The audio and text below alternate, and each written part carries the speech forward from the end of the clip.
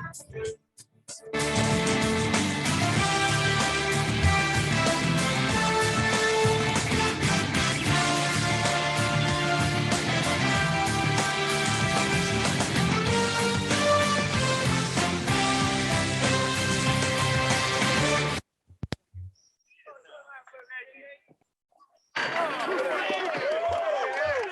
pretty. It's so pretty.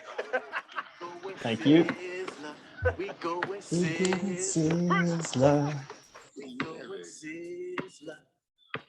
Welcome, everybody, to another episode of the NBA Season 22-23, Episode 2, Whispers podcast. As always, I'm joined by Nick. How are you, Nick? Hello, Samuel. How are you? Going well. We're a quarter of the way through this season, so we thought we'd do a little update, talk about some valid points moving into the next quarter of the season, which will take us through the halfway point of the season. Easiest thing to say, have you seen the season as you thought it would be? In some parts, 100%. In other parts, I've been blown away by some of the teams that I thought would be in the tank race and absolutely doing whatever they can to not be good or successful. And I think when we get to our biggest surprises, there's two teams there that I did not think we'd be talking about in the way we're going to be talking about them. So, yeah, that's the beauty of sport. That's why we watch it, because it is unscripted and it's unpredictable. So, yeah, it's been exciting. Do you think, and this is just off the cuff, hearing what you're just saying, do you think it's a changing of the guard of the older players drifting away and the younger, quicker players having more of an impact now? We look at the scoring rates are massive. So it's like you've got, I did look it up before, but I think you've got 6 or 7 guys averaging 30 points a game. At the moment, I think KD is probably the only one in his 30s that would be in that group. So a lot of the younger players like Ja Morant, Shai Gilgeous, Steph Curry's in there. Sorry, so he's over 30. But so there's a few younger guys coming up. The older guys are starting to do what we do as we get older. We should be fading away gracefully. So the likes of LeBron's been hit with injuries. That obviously impacts Lillard again. He's coming off injuries again. So it's starting to see a little rise of the Ja Morants of the world and the Brandon Ingrams of the world starting to become a little bit more consistent. So it's exciting. Almost the passing of the torch. Almost. It's probably still a couple of runs left in those blokes, but we will see. Yeah, it's interesting just looking at some of the teams that are veteran ages and teams, and they're just struggling a little bit, and it's like it's the game's caught up to them. It's like it's been a shift in the game. I don't know if it's game style. I don't know, but it's like they've been left behind in my eyes. They've had a lot of, all the older successful guys have played a lot of basketball, even though we had the lockdown. We had the pandemic season, the bubble, then a shortened season, World Championships, then back to a season again, and now back to the full 82 games. It's a lot of games, international duties, all that type of stuff. So it's got to take a toll. Like anything, like you can only peak for so long. Yep. Yeah. I don't know. I just watched LeBron play and he just wants to jump and shoot. He doesn't move as quick anymore. I don't watch too many other games except the big, 1v2 play, like 1v2 teams. So you watch the Phoenixes versus Milwaukee, and then you go and watch the Lakers and Nets play, and it's two different game styles. Yeah, I just see it like it's the old and the young playing. And you watch it with especially the ball movement. Like you look at the teams, even the Spurs. Spurs aren't great this season, but the way they move the ball around, they share it. The Jazz, who we'll talk about later on, Trailblazers. It's apart from maybe Lakers with LeBron up until he got injured, and then the Mavs.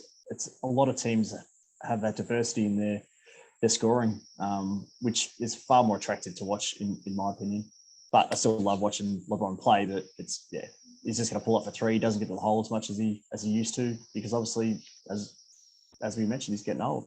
Yeah, he's trying to protect himself for one more year. He just wants to get the score on the board, so to speak, beat Kareem, and then we'll see what happens with him after that. Yeah. It's good. It's interesting watch because there's so many surprises each night, especially when you have a bet in it, and that's what it's all about, is having a bet. And geez, there's some interesting results going through each night. And it's unpredictable. That's how I can see it. It's unpredictable. Yeah, I've had many a multi that's been let down by 1 point. I've had 2 1-pointers last weekend. Westbrook let me down. He had 14 points and I needed 15. And then had a decent one of the weekend with Curry against my Knicks. I'm like, he'll shoot 25. He always smashes us. And he shot 24. And like he had the other one, Sabonis, for rebounds and stuff like that. Like he just ended up missing out on like 0.5 of a rebound sometimes for a decent $5 few league multi. So it has been a little bit frustrating. But on the flip side, you get a few that like AD today. I had him for the Lakers to win and him to score 30. Yep. And they're up by like 25 points in the third quarter, and he got subbed out with like 2 minutes or 3 minutes to go. I'm like, fuck, he's not coming back in. Yep. And I'm like, I hate punching. And he comes back in for the last minute and a half of the third quarter. I'm like, you ripper. Puts up a shot, misses. I'm like, fuck. Eventually came back on the start of the fourth and got an alley-oop, bang, 30 points. Just fist bump all the way to the office, and then he came off. So it can be hit and miss. Even like Donovan Mitchell's been a good one to follow as well. Utah, especially when Garland was out, and he was on a little bit of a tear when it came to scoring over 25 points a game and still decent odds. And then today he had 13. Like I didn't punt him today, but the shoulda, coulda, wouldas were there's been a few this season. So it's been an interesting punting season so far. But if anyone asks, what do we say? We're breaking even. Yeah, I know our partners will probably be watching, and yet we're always even. We're never winning. We're just always $0.00. But moving into the second quarter, as I'll call it, you're probably going to start to see some normality going forward. You're just going to start seeing the good teams starting to rise, finding their feet. And that's why we're going to do a podcast. We're going to try and identify some things and, maybe push us into a result later in the year. That's what we're here for, big man. Yeah, that is it. So we're going to run through our biggest highlight, surprises so far, our disappointments so far of the year, what teams are idling and starting to launch, where I think this is where you make your money. What teams need to make changes to be going forward to make that next step? I've definitely put some on the chopping block, and I'll probably get laughed at. And yep, it's like an arsehole. Everyone's got one. It's like an opinion. So I've got one, and I'm going to put it up there. I'm not going to hold back here. Your opinion or both? Yep. So, what teams we'd love to see? It's a podcast. Yeah, lucky. So kids, block your ears. What teams we'd like to see upgrade their list? I've got one in mind.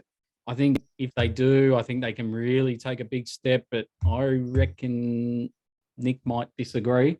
We'll update our betting strategy where we want to spend another 100, and we'll just have a look at where our last 100's gone. And mine's in the sea, I reckon, very quickly. But we'll run through it. We'll jump straight into it. Nick, your biggest highlight / surprise of the year? So far, it has been Jazz. The Jazz have hurt me on the punt. I went pretty hard against them the very first game against Denver and thought, well, Denver's going to have a good year and the Jazz are going to be shit. And the Jazz won, and they've continued to do so. They're sitting on top of the West at the moment, 12-6. Phoenix, the next best, 10-6. I think that might give them the best record in the league. Boston haven't covered, but remarkable. Like considering they just threw all those players together. They got rid of Donovan Mitchell, Rudy Gobert at the start of the season. Bogdan Bogdanovic went to the Pistons, so they lost a lot of talent out of the team. They're not saying that Sexton, Markkanen weren't good pickups, but I wasn't that bullish or optimistic about how well that would fit together. And it's been really good fun to watch them play. Like I watched them play yesterday against Portland. They were undermanned again. Conley went out. He sprained his ankle and was out in the first half. Clarkson, Beasley just pulled together an absolute ripper win against Portland at home. At Portland's home. As I said before, the way they move the ball around, they share it. They don't give a shit who's scoring the points. Markkanen's probably going to make the All-Star team if they keep their record where it is. They dropped a couple of games prior to that on the road. They had a decent road swing, but they just seem like they give a shit about each other. They move the ball around. The new coach Hardy's doing a great job.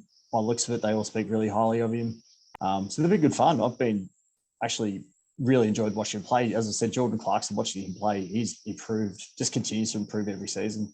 His scoring's only up 2 or 3 points. He's now starting rather than coming off the bench, but he's very, very underrated. He's really, really good. And I currently enjoy even Kelly Olynyk, who I don't really enjoy watching play normally. He's really good defensively for what looks like a bit of a stiff white bloke. He's doing really, really well. So, and I like the Kessler as well, Walker Kessler, come off the bench, the rookie. So, yeah, they're a bit fun. I did not expect that. That's my biggest, as most people would probably say that are into it, they've been my biggest surprise in a good way. Yeah, and especially when you look at their list and their highest scorer or average scorer is 22.3. And if you told me their leading scorer average is 22 and they're on top, I'd laugh at you. And everyone would, I reckon. It's a complete shock. And this is where I think now they surely have to start to bottom out. They can't keep running with this intensity. It's good to see by all means, but for the future of their team, they can't be going too much better. No. So and now from a trade point of view, the trade value side of things, come the 15th of December, a lot more players are open to be traded with their contract status. And now the value is high. Like we speak about Markkanen, Olynyk, like all those players, like they probably got 6 or 7 players that would be maybe not a starter on a championship team, but probably a really good, like excellent 6th man. The likes of Clarkson again, Olynyk, like they would help any team they go to that, like a Boston, for example, just give them that little extra push along. So if there's a fire sale or if Danny Ainge gets his way and they start tanking properly, they've got some very good parts there, and they probably wouldn't have to give up too much of their current youth either, like keep Vanderbilt and keep Kessler and those guys. So exciting times for the Jazz supporters, of which I know none. Have you ever met a Jazz supporter in your life? No, maybe in the 90s. I was going to say that would be the only, like Stockton Malone, Yep. Mark Eaton, Jeff Hornacek. Yep. There's somebody. No, I don't think I've come across a Jazz supporter in my life. So if I have, I apologise to them. If there is, they've definitely deflected with Donovan Mitchell leaving. Now's the time to come out. If you're out there, come out, because I don't think it's going to get much better than where you're sitting right now. Well, especially with this number 1 pick. Do you want the number 1 pick, or do you want to just finish middle of the range? And I think it's a simple answer. Yeah, and especially with their where obviously we all know who the number 1 pick will be at this stage. If he was to go to Utah, the fact that they've had a 7'2" plus Frenchman there for the last 7 or 8 years, and they treated him really well, and they negotiated a good deal to get him out. They have the same agent. Like I dare say, that would be a favourable result for Utah. Yeah, buddy. But they're putting themselves in a funny position at the moment. Speaking of funny positions, who's your biggest surprise so far, or biggest highlight so far? I think maybe some people might think it's not a surprise, but I think Portland at 10-5 certainly didn't have him there at the start of the year. Look, we know Damian Lillard is a freak, and he just puts up monster numbers, averaging 26. Like Jeremy Grant, he's been huge. Yusef Nurkic, he was injured last year, am I right? Jokic, was he injured? He's often, I'm just trying to think whether he was injured much last year. My gut feeling didn't play a lot. I reckon you might be right, actually, because I think he had a foot injury last year. So I'm just looking Portland up that he played today. but his presence on the court is huge. If he just like 13 points, 10 rebounds each game, that's huge for someone that didn't play, and they don't have much of a center throughout last year, like as a backup. But No. the emergence of Anthony Simons, Simons, yep. these numbers are just through the roof. This is like they were talking about that Thunder bloke. Oh, his name is so long and hard to pronounce. Gilgeous-Alexander. Yep, they're talking about him most improved. Like this guy's got to be somewhere up there with him because. So the interesting thing with that is, Shea Gilgeous-Alexander is at $1.60 at the moment for most improved, and he's playing like a man possessed. He's amazing to watch. But the last 2 years, they shut him down. He comes up with an injury or rest or whatever it might be, and then because they want to obviously tank to get the best odds, so he hasn't really played the back end of any season. So he's got to drop out. At $1.60, I wouldn't be touching him. He's probably probably the deserved winner, but I'd love to see him in a Knicks singlet. But Simons, he averaged 10 points last year, and now he is 22 and a half each game. Like that is unbelievable. Now, if he can stay in those numbers, he'll drop off a little bit, maybe down to 19, 18. Jerami Grant, Nurkic. Just on Simons. So Simons is interesting, right? Because you look at the reason why his minutes have gone up 6 minutes a game. Yeah. What's he at? So his points are going up 5 points a game, and that's literally just the McCallum trade. Yeah. Like they thought they had depth. They signed into a good contract as well, and obviously bringing Grant in's been a big. You're going to touch on now, been a big move as well. His defense has been spectacular. Grant. But even at the start or middle of last year, CJ McCollum trade, it was a weird one because they just got no one for him. It was just a fire sale. Obviously, his contract was huge, but just to do that, and I thought they'd drop out a little bit. They'd sort of linger in that bottom half, but maybe it is the right trade looking back. Like his numbers, Simons is huge. If they can stay injury free, they can easily play playoffs. Obviously, there's no depth in their bench. They're very limited, and their numbers are very, very limited. But that would be the biggest concern for me. If you look at their So after like the guys who played yesterday, so Gary Payton Jr. is still not. He hasn't played yet for him. He's still been injured. But after Eubanks, Shaden Sharp, the rookie, and Justice Winslow, Nazir Little. After that, I don't really know many of the players, to be honest. Like Watford, Johnson, Walker. Josh Hart's really dropped away. Well, Josh Hart, he gets a game starting, but he had 19 yesterday, played 30 minutes. It actually hasn't been too bad. Oh, he's only averaging 10 points. What's that? 10 points a game. Yeah. 10 points and 8.5 rebounds for a guy who's 6'4". So 6'4" looks so short. Yeah, 100%. On an NBA court. Whereas if you walk past someone, you'd be like, how tall are you, mate? Lillard, he's a freak, so he's going to take him a long way. I'd love to see him make it because Lillard's a freak, and he should be in the top 3 players of the game, but he just gets overlooked, I reckon, by some others that are on the way out.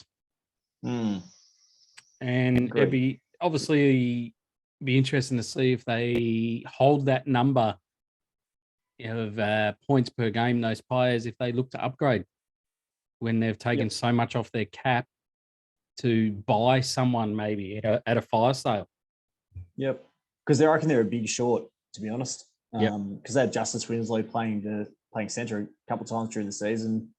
That's a massive size change from Nurkic to Winslow. And obviously you mentioned Eubanks before. He used to play for the Spurs. He played all right yesterday in the third quarter, but he's not going to – the highlight reels watching him play aren't going to absolutely get you excited. No. Biggest disappointment this year, yours? So you've gone the West Coast. I'm going to go the East Coast. So I'm a little bit shocked about Miami. And to be honest, I haven't watched them play a lot. They're currently sitting in the 11th spot in the East, below the mighty New York Knicks by 1 game. They've had some key injuries I looked at before. So Butler's missed 5. He's averaging 20 points, 7 boards, 6 assists. Hero's been out. Oladipo's been out.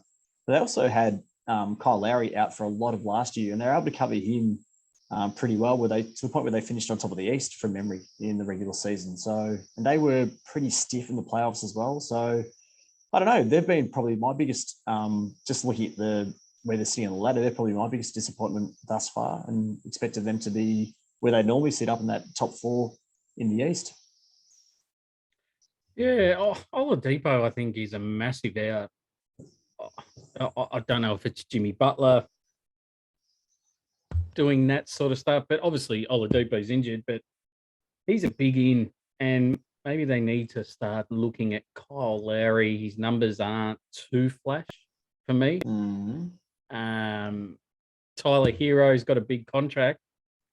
Is he worthy of that contract at the moment? So, yeah, they're at that stage of they could either go one way or the other. Yeah, I still think they'll be competitive. Yeah. But even like I'm just looking at their last game against Washington. They lost by a point. Like their starting 5, Caleb Martin, he played 47 minutes. I think that must have gone overtime. Highsmith, who I honestly have never heard of before. They got Jovic, who was a rookie from this season. Struess, who's a good shooter. He played well in the playoffs last year. And then Kyle Lowry. So it did go to overtime because Lowry played 50 minutes. Yep. But their depth's really average. It's pretty scary, to be honest. So, yeah, whereas last year, like the likes of Dedmon, Gabe Vincent, and as I mentioned, Strauss, depending on how you mix up the cricketer. They really came up, and they just keep finding little diamonds in the rough, but it doesn't look like they've been able to shake anything in the pan just yet. Yeah, how about you? I mentioned you've got the West Coast. Yeah, I've got a side that is 8-8 at the moment. Minnesota Timberwolves. Just looking at who they've beaten this year with their 8 wins, they've beaten the Thunder twice. They've beaten Spurs once and lost once to them. They've beaten the Lakers. They've beaten the Rockets. They've beaten the Magic. Now, that is concerning. And when I dived a little bit deeper into their starting 5, Rudy Gobert's only missed 2 games out of that. So I think they've been really disappointing. Yes, they've beaten the Cavs. Yep, but yeah, I think they're at complete crossroads, and could really drop away very quickly here because they're just, I don't know. It's just, I'm staggered to how bad they are going. With Edwards, he's either scoring 5 or he scores 38. Karl Anthony Towns, for a big man, should be scoring more. Like 20 is good, but like we compare it to Anthony Simons, he's scoring 22. Like Karl Anthony Towns goes around the court like he scores 40 every night, the way he runs his mouth. D'Angelo Russell, he's up and down like a yo-yo. Rudy Gobert is just holding what he does. But then their depth is really tested. So I'm a bit shocked because I thought they'd go all right. I just can't go past those wins against Thunder, Spurs, Lakers, Rockets, and Magic. Yep. And they just beat. I altered your list, so they just beat the 76ers yesterday. Yep. Who had Embiid? Embiid had 32 and 9. Yep. But it's interesting. Even that, like Russell had 19 and 7. Edwards 25, 5 and 5. Yeah. But Towns like 12 and 8. What did he shoot? 5 from 14 from the field, 2 from 7 from 3. The biggest complaint, like their body language has been disgusting. There's a few videos went around with Edwards just, if the play wasn't called for him, his hands on his hips and just totally disinterested. The first probably 5 or 6 games he had 2 dunk attempts. For a guy that's explosive and like super athletic, just apparently just really struggling to get to the rim because of the having Gobert there and clogging the lane up. He's not feeding Gobert the ball much at all as well, which obviously, as most people know, when you play a team sport, even if you don't think it's the best option, you still got to keep everyone interested and involved, especially someone like Rudy Gobert, who might not be like an offensive focal point, but you still got to feed him the pill just to keep the mojo up, keep him running around on defense and getting the rebounds and contesting shots, which is why they brought him there, why they gave up so much to get him. So they've got to make it work. They've got to. I'm not sure whether they trade. I know we'll touch on that later on, but if they are going to trade, I don't think it's who you think it is. That's my little tip. Yeah. But it's a teaser for the later on. Yeah, and this is the problem with this sport and most American sports. If it doesn't work, the coach goes. It's always the coach's fault. It's never the player's fault. So he's got to be sitting on very thin ice. His next quarter to the halfway point is very, very important. I'd be disappointed if they get rid of him because it's they headhunted him from Toronto. Yep. When they got rid of, I think it was Flip Saunders' son. Yep. I can't remember his first name. So they've had him there for this will be coming up nearly 2 years. They've got to stick it out. You've got to fight the adversity and yeah, sometimes you put a bunch of players together and it doesn't work, but getting rid of the coach every time isn't the answer, especially for Minnesota. They've had so many coaches over their journey. You've kind of got to stick it out and they've got some stars on the team. Like I really rate Towns. I think the potential of Anthony Edwards is scary. But yes, he's got to pull his finger out his ass and get moving. Yeah, it'll be interesting to see because the knives will start to come out shortly. If they don't improve, you'll either find out if it's the front office that did this Rudy Gobert trade or was it the coach?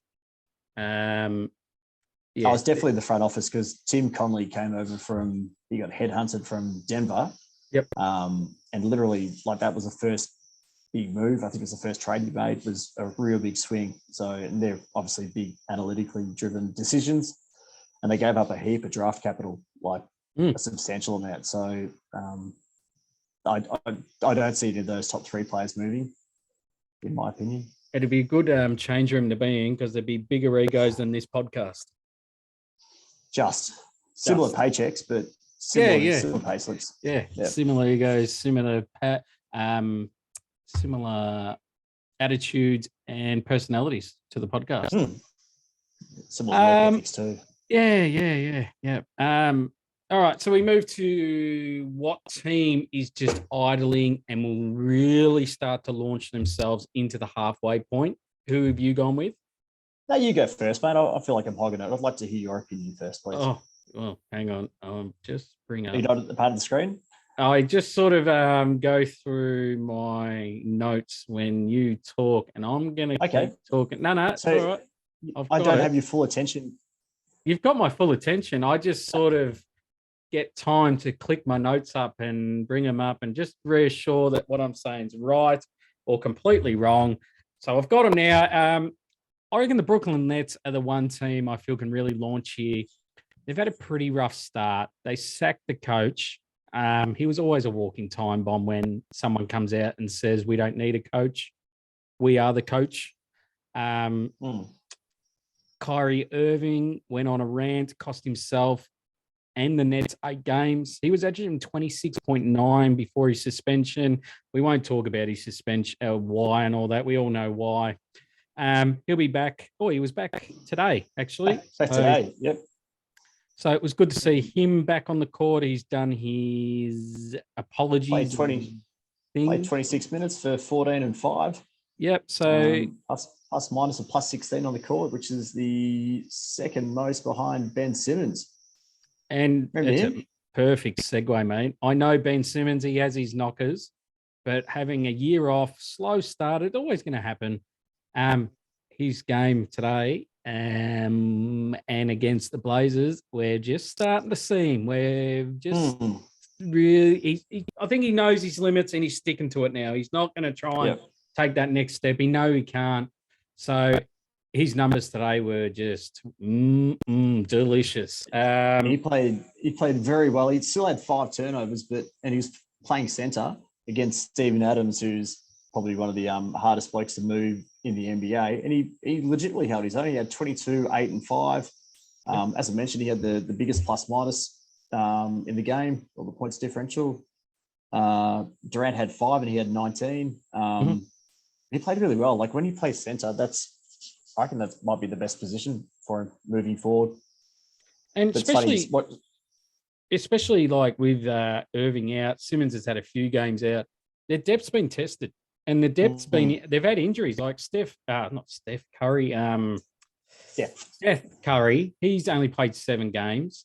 McKeith Morris has only played 8 games. Now they're their go-to guys when the second change team comes in. They haven't played, so if they can stay together for this next quarter into the next half, I think you can really see a good side. They'll make good decisions and they will launch themselves in the standings. Fingers crossed. I'd love to see Ben Simmons get a fair income crack. Kyrie Irving duct taping his mouth and just playing basketball. Yep. They're a good side. No, I agree. I reckon it'd be nice to see if they can get a good run of continuity, because I think that's what's really cost them the last maybe 3 full years. Like, I think the Irving, Durant, and Harden triplet only played 16 games together of the 2 seasons they were together. For various different reasons, whether it's injuries or Kyrie Irving being Kyrie Irving, not getting vaccinated. But it'd be nice to see if they can just string a few games together, get some continuity within the team, work out their best rotations. Jacques Vaughn's been given the full-time gig for the rest of the season and the following year, I think. So a little bit of consistency, I think that'll hopefully put them in a good position, and they'll continue to make their way up the standings. Where are they sitting? Have you got that off the top of your head? I reckon ninth. They're in my question. They're ninth, so or equal 8th. Yep. So, they got a lot of potential. So hopefully they don't trade. Obviously, there's a lot of rumors flying around, and Irving's going to be traded. He still could be. They might just bite the bullet and tell him to F off. I can't see him trading Ben Simmons.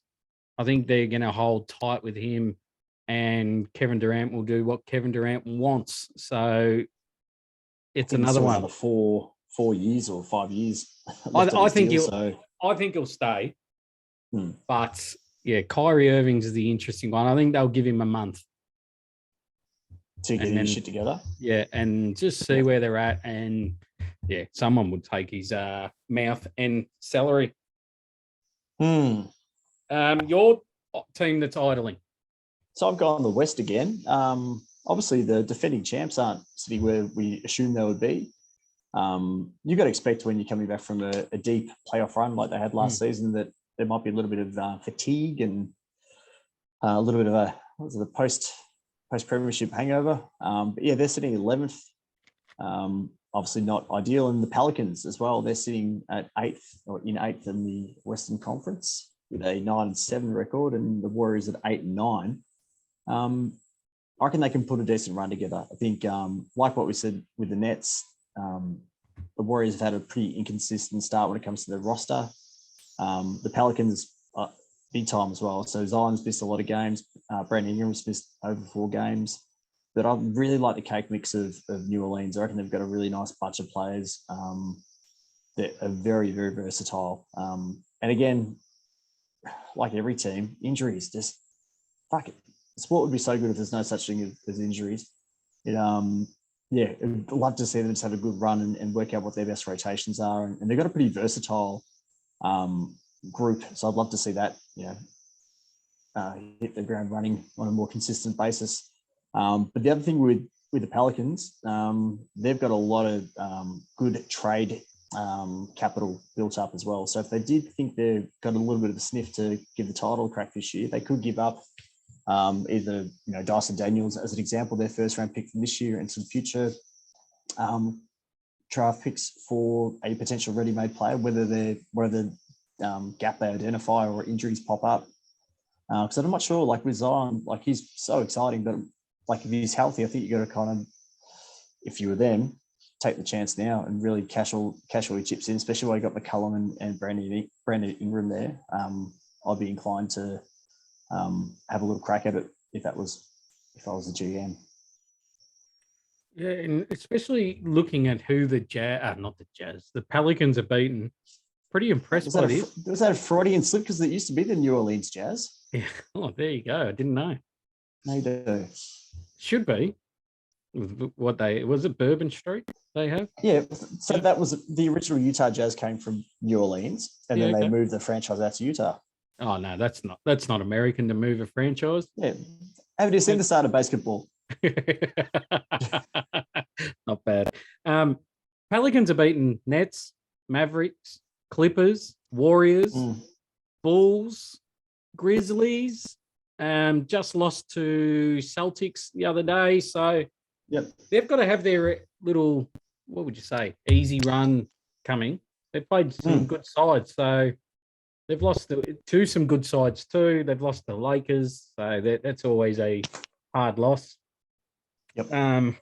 But yeah, I think they're sitting pretty well, and I think you're right. They could really push into that 4 if they stay healthy. That's the key for them.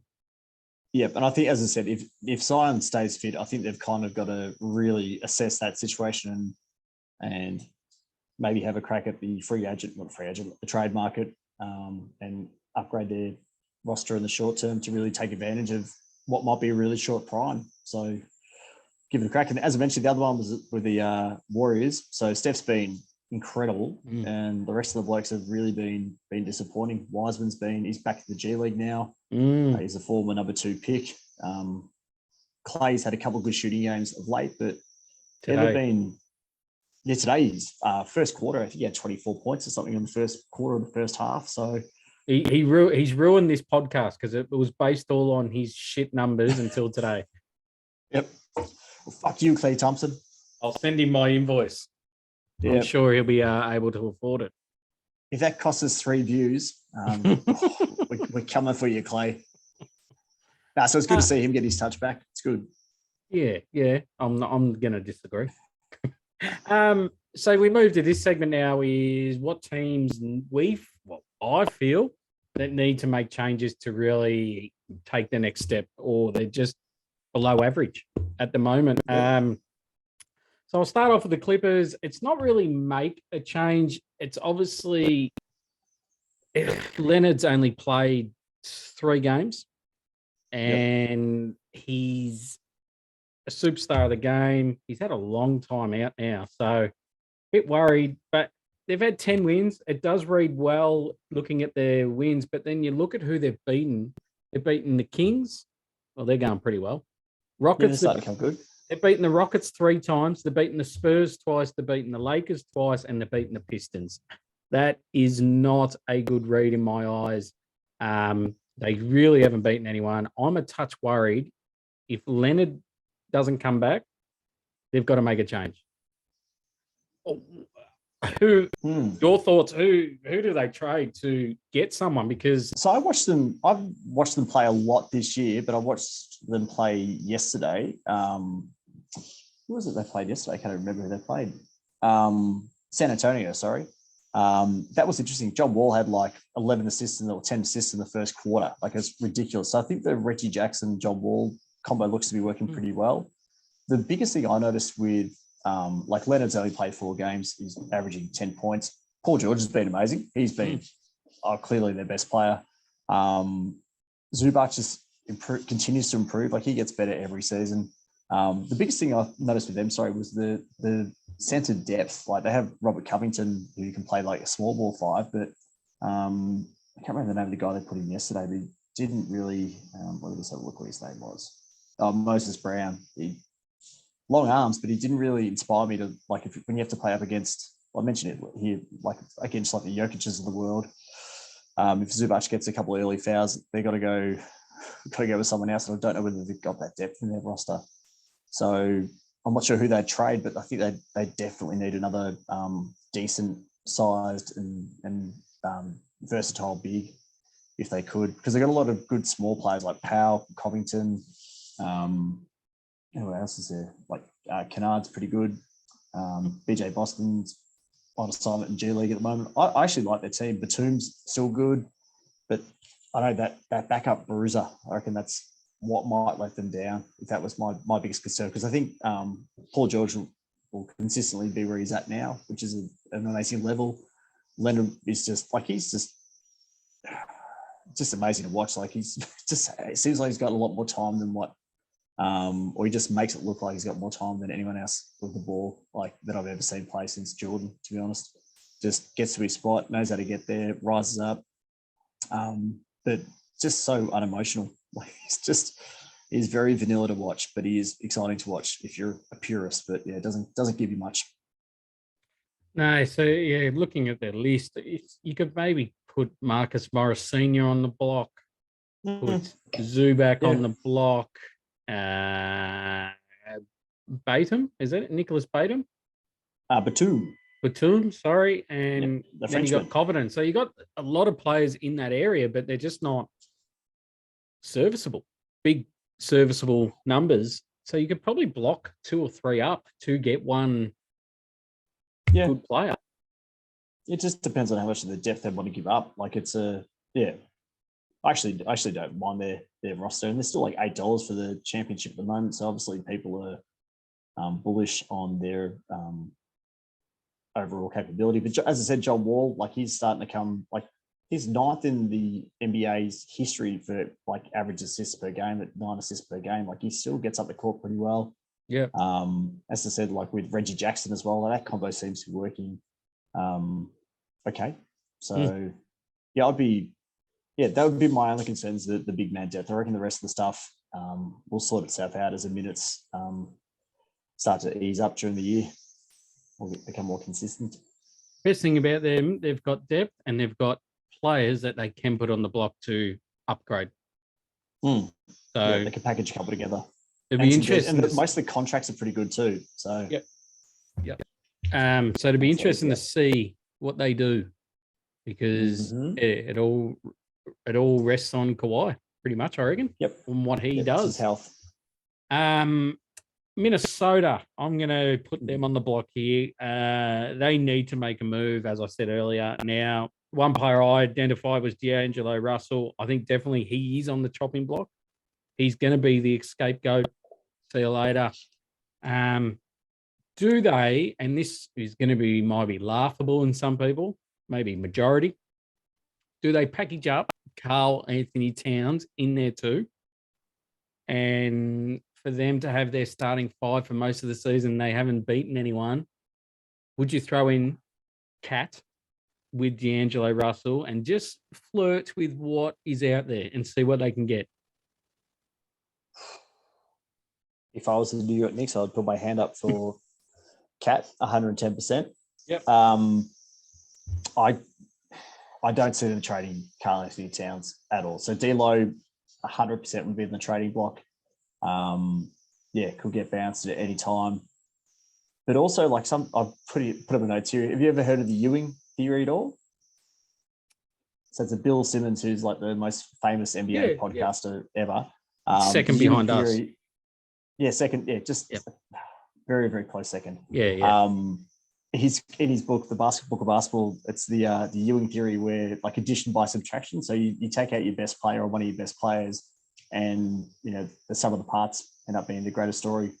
And guys lift and get extra minutes and all that type of good team sport stuff happens. That may happen with Minnesota. So I'm not sure what position they go for, because if they get rid of D'Lo, they're going to have to get another guard back. What style of guard, I'm not sure, but you'd want to try something, whether you give the ball handling duties to Edwards a little bit more and put him under pressure, and hopefully he sees some different angles. They've also got Kyle Anderson on their team as well, who's a very good ball handler, but which may suit their style of play, because with Cat and Gobert, you're not a fast team, which is the flip side of with Anthony Edwards. You should be a fast team. So they've got conflicting styles there, but I can't see D'Lo playing the season out. I can definitely see Cat. I think Cat, from a family perspective, like they've got their basketball training court's named after his mum. Like she died of COVID a couple of years ago. I can't see them unless he throws a monumental hissy fit. There's a chance. Here he is. He does it on the court. He does it on the court, but I can't see that happening. I can't see, like, with how important he has been to them. I don't know what you get back for D'Lo, to be honest. Like, he's a former All-Star. He's not a dud. He just doesn't really fit. I reckon there's a few teams you could float with. Make me an It's, offer. Who have you got? I would look at the Lakers. Don't if I say was- Patrick Beverly. Yep. Yeah, shut up. Hey, this is my time. Honestly, I'd go hunting at the Lakers. Like they've got Dennis Schroeder, they've got Patrick Beverly, they've got a lot of those ball handlers, Westbrook. They've got a lot there that you can get 2 for 1. I reckon I reckon the Timberwolves would love to have Beverly back. Would be They can my have they thought. can have him for a packet of chicken twisties at the moment. Not even the cheese ones. Just No, just chicken twisties, mate. But yeah, I think they can definitely explore. Fair enough. There's a lot of love behind Cat, but I just don't think his numbers are worthy of his contract at the moment. And as you said, they're slow. So put it, and he's not the fittest guy, Carl Anthony Towns. he labours a Yeah, lot. But so when he gets, like if you watch him in the full 48 minutes, his positioning's amazing. He reckons, you ask him, he says he's the best shooting big man of all time. yeah. And which him and is Edwards are interesting. going to be better than Kobe and Shaq. Yeah. Yeah. Might be better chess players or something, or they can beat him. They can beat him at the moment. Fucking clown. Dead set. Too soon. Yeah. But yeah, that's just me.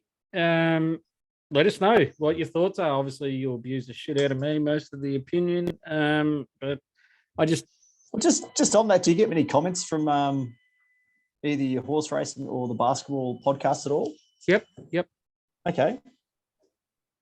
Any hurtful ones that you care to No, share, or any ones that they're not pop your hurtful. tires up? Yeah, there's been a few doozes like thank you for putting me to sleep last night. Yeah, they're funny, and I just reply thanks for watching.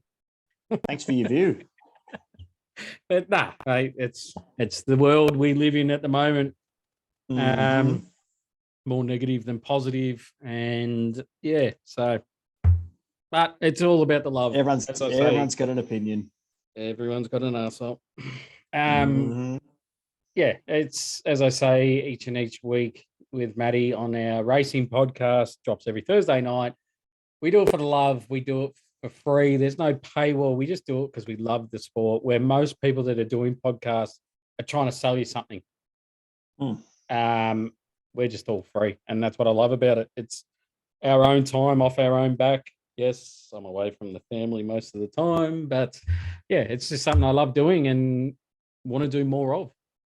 And to be honest, mate, like with that piss in your pocket, the amount of research you put into even this one as an example, I'm very impressed. It's by far the most professional podcast about basketball I've been on today.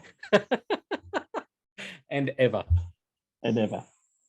So we moved to Golden State. So when I did this Sunday night, these notes. So please don't at me with what happened today. But how long do they go with Klay Thompson? He's nowhere near where he was.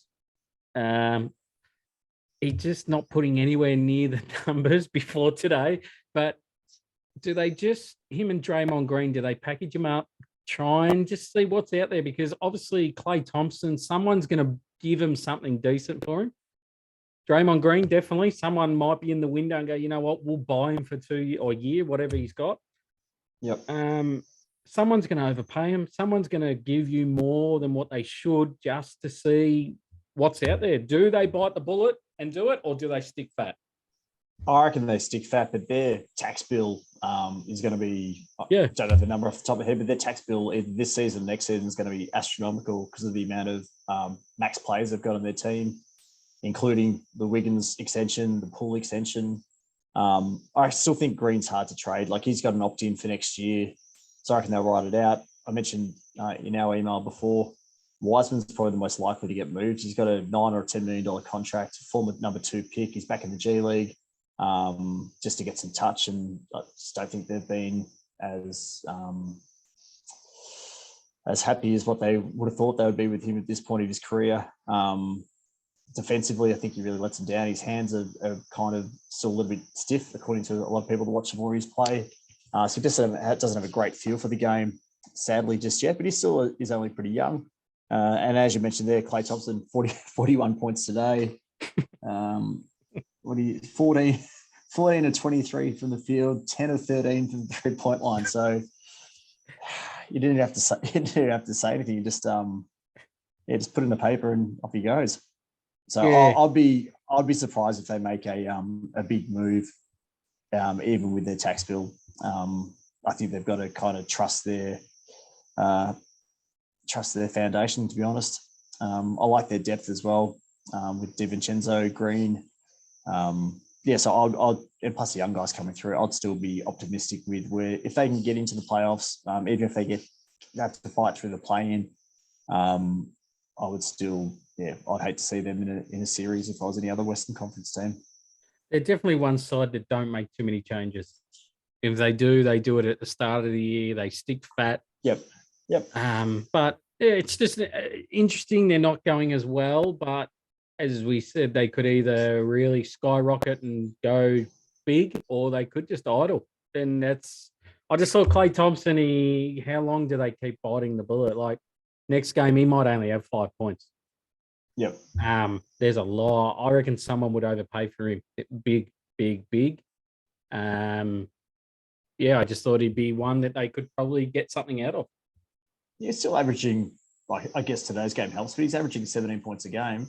Yep. 3.5 rebounds. I think he's, like, according to a few people, like a few of the analysts that listen to, his defense is starting to digress, fall back a little bit of late. So that's coming off a big injury, age, playing against, continually improving athletes while you're physically in your decline. It's a shit part of the graph, but that's life. We'll move to the Lakers, or should I say Fakers.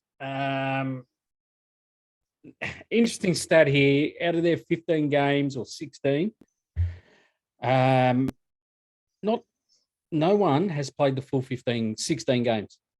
So every night there's a different team on the court, from second team to first team, either being injured, and they're really getting tested. So yes, that can contribute to their poor start, but I probably won't make these moves until a month, because you've got to have a look at Dennis Schroeder. You've got to have a look at Thomas Bryant. They were really good. I think the game against the Pistons and today, they were serviceable. So you got to see how they go in the mix. Bryant played well today. He had, in 23 minutes, he had 15 and 9, and Schroeder had 13 and 2. Yeah. He looked pretty good, to be honest. Even Nunn's been shooting terribly, and he had 13 today. And mind you, the Spurs were very undermanned. They're a different team where they don't have, what's the big bloke's name? Jakob Poeltl didn't play. Pardon me, but he's a very good player for them. Not a huge stat man, but yeah. So they had Gorgie Deng at centre against Anthony Davis, who made very light work of them today. But in a month's time, I'd be packaging Kendrick Nunn and I'd be packaging Patrick Beverley up. They're just nothing for us at the moment. As you said, Kendrick Nunn's been shooting horrible. He's definitely low on confidence. And Patrick Beverley, dead set, watched him against the Pistons, and I reckon I could have put up a better performance. I just saw a little shift in the guard. He tried to talk to LeBron. LeBron gave him nothing. So I'm like, is there something in the works? So chuck those two out, see what you can get. But those two definitely got to go, because now with Schroeder in, and you got Westbrook there too, there's too many of those players on our list. Yep. And honestly, is there anyone else you'll trade? I would. I know I'm going to be laughed at, but seriously, I think LeBron has to be traded. We're just paying for his retirement fund. As I said in the opener, he just gets the ball. He just shoots from three. He's nowhere near driving. He only dunks when he's dead. He's halfway down the court.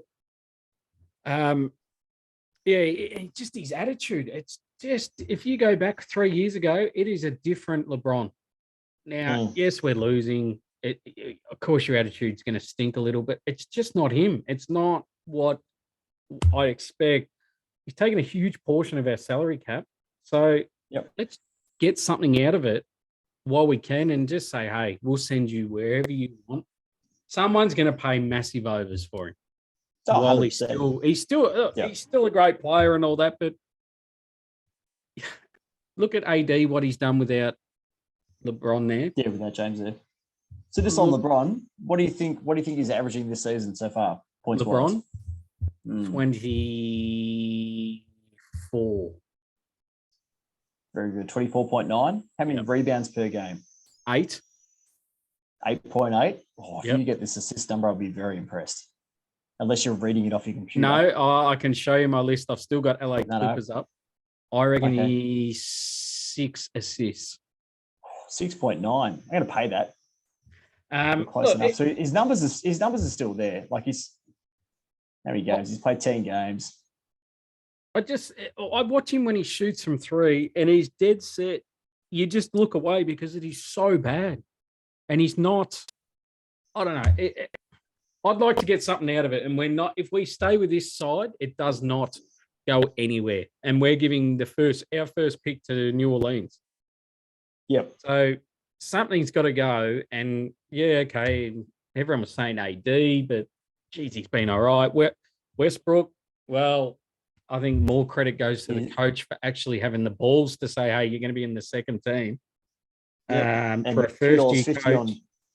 $2.50 at TAB for 6th man of the year at the moment.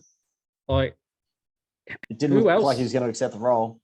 who else But do you did trade? you honestly think like 3 months ago you would have said, happy to keep Westbrook, we're going to fuck LeBron off? There'd be no way. I did say that he put up big numbers last year, Westbrook, while everyone was Mhm. injured. So you had to have another go at this 3, the big 360, as they want to be Mm. called. I think LeBron, you can just get something out of him. Like you can trade AD, but what you wanted, he only wants to go to Chicago, and do we want to take up their center? No way. So there's no Wouldn't want value. Vucevic back. Yeah, so there's no value for him to go there. Westbrook, you can't trade him now. He's actually serviceable. It then Yeah, looks 10 at and 10 today. Yep. you maybe look at LeBron and just say, hey, let's have this chat. And you never like what was the trade that the Knicks proposed or they're hunting for with LeBron? When was So, this? This was 2-3 days ago. They reckon they've got a package that will get LeBron to New York. And it Mhm. insisted Randall, is it Brunson? Yep. And I think it was a fringe player for LeBron. It's interesting. I really like Brunson and Randall's played really well this year. Not saying those two are worth LeBron, but we don't have much else after that, to be honest. We had a lot of similar to the Clippers. Well, not the Clippers, sorry. Just a lot of guard depth at the Knicks. I wasn't aware of that. I hadn't heard that rumor. Yeah, okay. Well, yeah, It's 12 years ago. If it's 12 years ago, you would have seen this laptop just move up in the air. It would have been magical. But I don't know whether I'd have him now. Yeah, well, Or that you'd expect to get an impact from him now with what you have to give up to get him is more the correct point. But I mean, it'd be cool to have him in New York, but it'd just be to sell tickets, and they don't struggle to sell tickets. well, you can get Carmelo Anthony as well. Yep. But Interesting. yeah, No, but Brunson's been very good.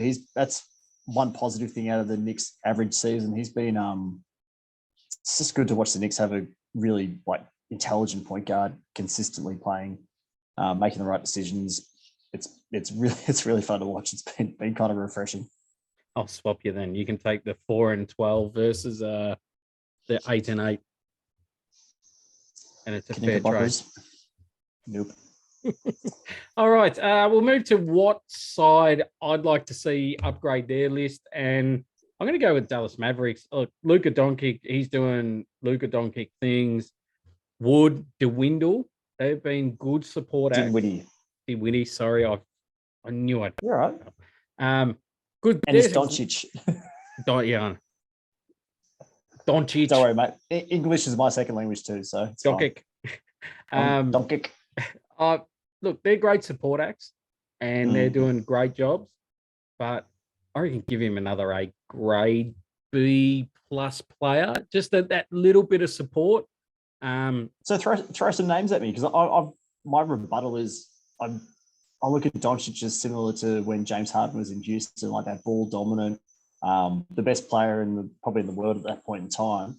Mhm. But the whole offense has to go through that person. You look at the Houston experiment with Dwight Howard, with Russell Westbrook, with Chris Paul.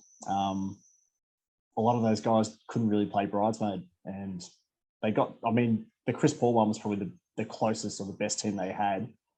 But I'm not sure who would go well with Doncic, to be honest. Like out of that A grade player that would be willing to take a step back, the only one I can think of is Bradley Beal. And I'm definitely, I'm not saying no, but where they're sitting right now is it'd be pretty hard to get. Yeah, you'd have to give something. You'd have to give up a lot Yep. of future draft picks, Start of the year, you probably could have. and matching the salary, like he was on I think he still can't be traded because he just signed an extension. But Okay. he's on a max contract. But I reckon he would look, as far as superstars go, I reckon he'd look really good next to Doncic. But I just couldn't really think of a player. Like, as I said, losing Brunson really hurt him. If they can add a 17-point player again, I just think it just takes that little bit of pressure off him. Like Tim Hardaway Jr. Oh, geez. He was 0 from 11 today, I think. Yeah, and then tomorrow he'll score 22. Like it's just. But look, you got D'Angelo Russell that can move the ball. Yep. Obviously, Dinwiddie. Yep. He's obviously their point, but he hurt himself today too in that game. But that's going to be serious. But I would look, like I mentioned there, someone like D'Lo would be as a flyer. Like, you might not have to give up too much, and he's got the capability. Yeah. He can shoot. He can, like, hopefully at a faster pace, because the Timberwolves, like we mentioned before, are just pretty laconic. And be a nice little replacement, because losing Brunson really hurt him big time. And I don't know how far Luka can carry. Like, it wouldn't surprise me if he wins the MVP, but that's a lot of pressure on one player. And plus, they could even go up to LA Clippers and look at a couple of their big men. They just need that one more support act, maybe. Then, if it's not A grade, it's just another support act that can average that 15 areas consistently. Yep. I like that. I just love to see them upgrade, because they are, for what they're doing, they are going very, very well. Agreed. So moves into where we sat on the first episode, $100 betting challenge. I went Bulls over 41.5 wins at $1.90. After 10 games, I thought I was a rock star. And then it's rock bottom. I think this bet is on life support. It needs CPR, and it might be needed very, very shortly. I'm pretty sure we put a slab on that as well. So thanks. Yeah. Pretty sure. Levine coming out and saying what he said. Yep. During last week. Should be getting. I'm the best player on the court when I'm on the court, and I should be there on crunch time. And that's how I feel on a Thursday night as well. Like, just get me the pill and get out of my way. And if that happens, there's where cracks start, and that's not good. It's never going to end well. I'm in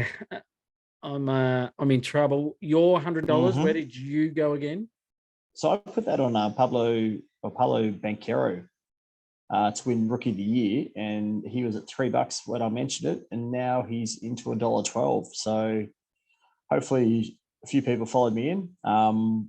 I'm putting him in a multi with Giannis for the MVP. So that's currently got a good little cash out option on it, but I'm going to let it ride because Giannis is into $3.50 for the MVP, as is Luka Doncic. And Banchero $1.12. The next closest is Mathurin for the rookie race, who's the sixth man out of Indiana. He's putting up some really good scoring numbers. But But unless Benkero continues to miss a lot more games, I reckon that's money in the bank, and I'm pretty happy with that. So it's a victory lap for me, mate. I'm happy. Is Giannis going to keep throwing ladders? That did look good, did it? A little push the Nah. ladder, and Did you see the lead up Just- to it, I saw the Harold? yeah. No, I thought the Harrow was after the ladder. Was that before? Before the ladder. So he walked out, Oh, grabbed as okay. soon as he shot it in, he's grabbed it and said, "Get the F off my court." He's like, Yep. "Come on, man." He's like, "No, get the F off my court." So he went back, got 2 balls, came back out, and they just put the Oh, ladder okay. under the rim, and he's gone. Yep. Oh wow. Yep. Yeah. Not a it's, good look, but It's not. I like. But I think he went like 3 from 15 from the line. Yep. That night. So But remember in like game 6 of the final series that they won, he went like 14 to 15 from the line. Like, yeah, he's not a very pure shooter. And there's 2 parts. I look at that in 2 different ways. So I look at the one that you've got arguably the best player in the world going, had a shit game. This is what let me and the team down. I'm going to try to get the yips out of out of the system before I go to bed. And tomorrow's a new day. I'll move on. And then I love the other part of it that they've gone, no, fuck you. This is not Milwaukee, mate. You can piss off. You can get your reps in tomorrow. You can get up at 4 o'clock in the morning and have shots at your training facility or in your own state if you want. I don't mind that. It's good because we don't have a lot of that. Like with you mentioned before, the player movement and stuff like that. There's not a lot of, and Harold's only been at Philadelphia this is his first season. If that was someone like Udonis Haslem or something doing that in Miami, that would have been like fucking mint. But because there's so much player movement, no one takes it doesn't seem like there's a huge amount of pride for the city that you play in, or it's kind of good to see that. Like a little bit of rivalry. It makes it far more entertaining. I reckon someone's going to be a bit of chin music next time they see each other. Or it'd be, yeah. There's a couple of good memes around today about like Embiid just greasing off Harold, like, you fucking idiot. Why would you, out of all the people to stare Yeah. Oh, he's back. You're back. $100 again. So we're going to go dive in $100 again. I definitely need to rethink what I'm doing here, especially with the Bulls. So I'm going to throw $85 on Luka Doncic for MVP. I think $375 is good price, especially averaging 34, 9 rebounds, 2 steals, 8 assists. This is almost Russell Westbrook territory when he went triple-double average season. And he won MVP, I believe, that year. So he did. He sure did. Obviously, there's only one danger to that bet, and that's Knicks. But I just think, $375 is a pretty good price this far out. Touch wood, he looks after his body. So, I just think that's a pretty good bet to have. And then my last 15, I'm going to have it on Dallas Mavericks for the NBA championship, banking on them upgrading their roster by 1. If it's a B-plus player, fingers crossed. I think they're $21 at the moment. I think that's stupid. I think that is complete stupid. Say imagine if they get a Kyrie Irving, just for instance. What price would they be? 21s, what would they be into? 8s? Well, the Nets are at 8s at the moment. I'm just looking up. There's another way I wouldn't mind looking at this. NBA futures. And I just, if it's obviously a... So they're in 10s for the West, mate, as well. Yep. It's a buy now because as we go deeper into the season, they're just going to keep shortening. Yep. And they made the Western Conference Finals last year as well. Yep. With a relatively similar roster, excluding Christian Wood, who's a good pickup. Yep. So if they go deeper, obviously they will go deep, but as it gets closer, they're going to probably be $6 for the playoffs come playoffs time. So buy now, buy it in. It's only $15. You can get an upgrade. And if they do get an upgrade, you can go even heavier when that happens. So that's mine. Your 100, Nick. What are you doing? I like your confidence. I'm going to stay in the West. Watched Denver play the last couple of days. And Bones Highland. I can't remember his actual real name. But his last name's Highland, for sixth man of the year. So he's scoring and his minutes are going up and up. He's at 22 minutes per game. He's currently $17 for sixth man of the year. He very much like Jordan Clarkson type spark plug into the game. Scores, doesn't really have any reservations about putting up a shot. He's very, very confident. I like him for sixth man of the year. That 17s for $50. And the other one, I'm going to stay with the Nuggets because I think, like the Clippers, I really like their depth. They're at $9 at the moment to win the West. So I'll be throwing a pineapple at the Nuggets at $9. So a very Denver themed first quarter take for me. But I'm playing with house money. I've got Banchero locked away. I'm reading the stats of this Bones Highland. Yeah, what's his real? I can't remember his real name. Starts with an N. There's Nathan or something. Or Nathan. But his career versus regular season, so he's up 1.8 in minutes. Field goals the same. He's up 8% in 3 points. He's field goals the same. Rebounds are the same. His assists are up by 0.9. Blocks are the same. Steals are the same. Personal fouls are down by 0.2. Turnovers up by 0.6. That's the difference. Yeah. But points 4.1 plus. Yep.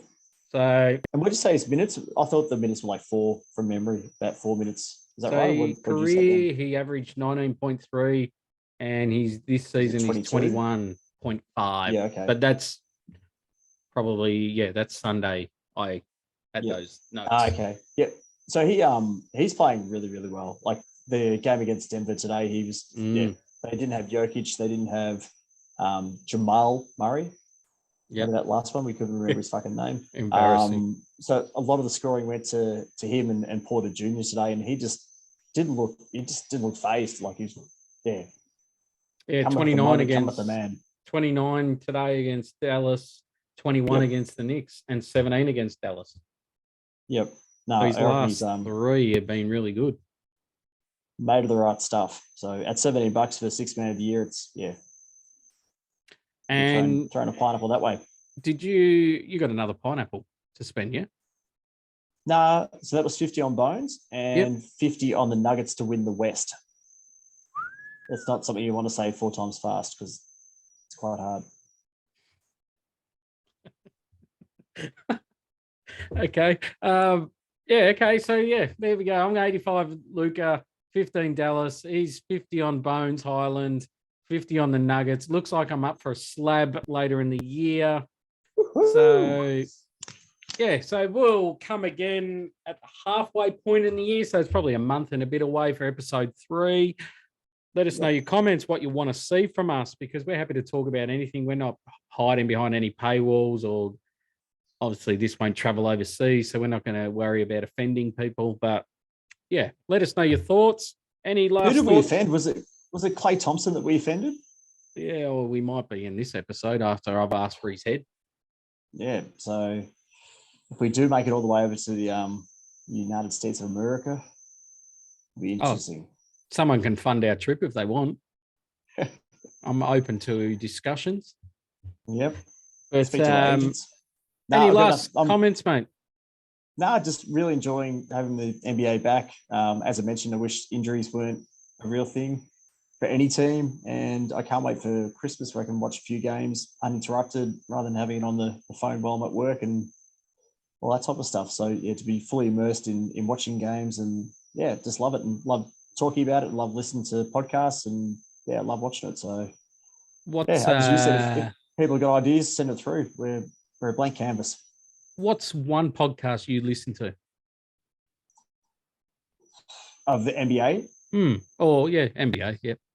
So I mentioned Bill Simmons. There's a couple that I listen to quite religiously. Bill Simmons is one, but it's not always NBA. A majority of his podcasts are around NBA, but he's very astute on pop culture and baseball and NFL. Yep. So that kind of gets all the other stuff like movies and that sort of stuff get slotted in there. Pure NBA ones, I listen to The Ringers, The Mismatch with Chris Vernon and Kevin O'Connor. Mhm. And the other one is an ESPN one by Zach Lowe that comes out. It's coming out twice a week now. So they're all very different, different styles. Zach Lowe is very like the analytical, a little bit more of the business side of the game. He has some really intelligent guests from ESPN on. And the other one, I listen to the Ringer NBA show, not as religiously, but again, you can get over the content because there's only so much that they can talk about as well. But I find Zach Lowe's one's probably the most continually informative one that I listen to out of all of them, which is odd because I love the other ones. But Zach Lowe's one is probably the best because his research is just impeccable. Like the deep dives he does into like the second spectrum statistics, the roster machinations, all that sort of stuff is remarkable. So if a lot of people that have listened to this listen to those podcasts as well, you probably notice there's a lot of stuff that I've either heard or read from what those guys have said or written. Because I obviously value their opinion. Yeah, okay. Yeah. Oh, mate, I'm very simple. I just listen to the first take. Oh, yeah. So Stephen A. Smith. Yeah. What about Jalen and Jacoby? Do you listen to that at all? Nah. No. I'm just, I don't know if I'm a Stephen A. Smith fan, but yeah, they just talk about the main points that I need to know, especially when there's controversy like the Kyrie Irving thing, not knowing so much of what he said or understood it. And then watching that opened my eyes completely. Shouldn't laugh, but Stephen A. Smith does love to go on a tangent. Yeah, they just all round sport of America, and it just keeps you that on the pulse sort of news that you need to know, and especially now the NBA hitting their straps going into halfway, they obviously focus more around the NFL because they're going to go into deep into their season. But I just think most mornings I don't mind listening to that on the way to work and listen to Stephen A. Smith laugh and cry Another about the good Knicks. Non-basketball one, he's gold. A good non-basketball one I've just stumbled across is called Two Bears, One Cave. If you get an opportunity to either just jump on YouTube and have a look at their like best of or the funniest moments. If you like the funniest moments, you'll probably enjoy the podcast. It's very it's two stand-up comedians that are best mates, and it's fucking brilliant. It's so good.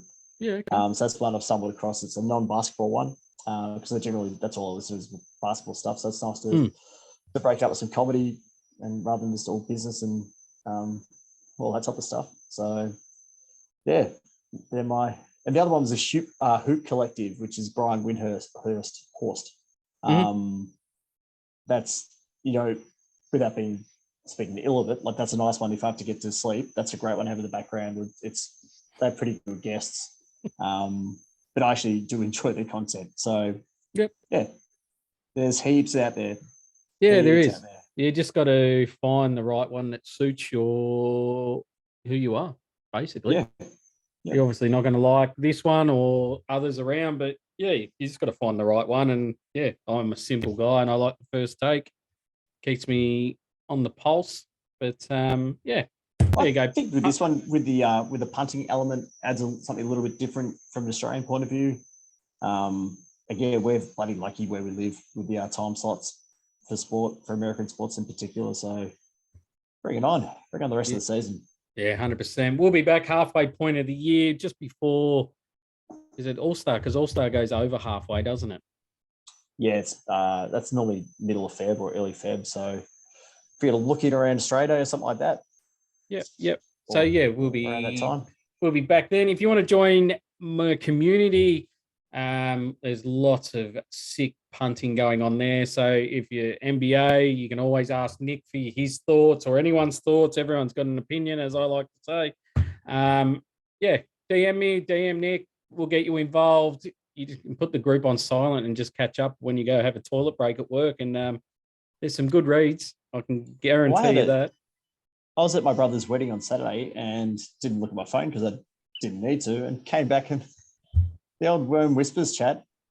I've never seen so many notifications during the day. Yeah, Obviously, there it was was, a very successful day on the Rex Hunt for everyone. So yeah, good segue, mate. It was a very good day for us the in Ascot, especially the pineapple pineapple lobs. getting up. Yes. Yep. It's always good. A couple of my bets got up, and then the banter just dead set got started after 3 p.m. It was like caged animals. We all started the banter started, and we all started winning. But yeah, Nick will post bets throughout the week.